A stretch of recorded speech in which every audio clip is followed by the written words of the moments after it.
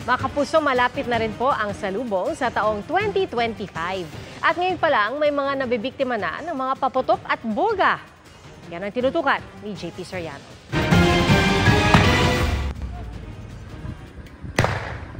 Tila walang takot ang mga bata sa Albay sa paggamit ng boga na naging instant paputok kahit delikado ito at ipinagbabawal ng Department of Health. Sa Davao City, kabilang din ang boga sa mga bawal sa ilalim ng firecracker ban.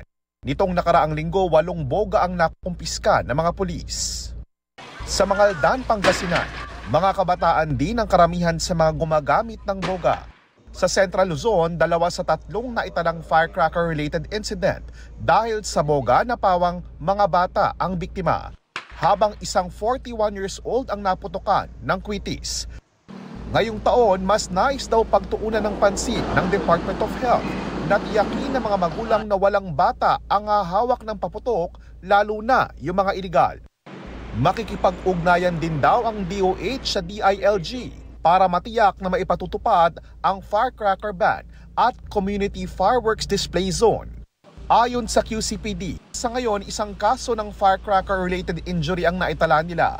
Pero aabot na raw sa mahigit 453,000 ang nakumpiskang paputok sa lungsod ngayong buwan. Mahigit 10,000 pulis daw ang ipapakalat ng PNP sa NCR para matiyak na may patutupad ng maayos ang mga batas kaugnay sa kampanya kontra sa iligal na paputok at pagkakaroon ng fireworks display zone sa mga barangay. Sabi pa ng DOH, tila mas bumababa na ang kaso ng mga biktima ng paputok, pero dumarami ang kaso ng mga inaatake ng cardiovascular diseases. Kaya paalala ng DOH, siguraduhing healthy pa rin ang diet sa gitna ng kabi-kabilang kainan.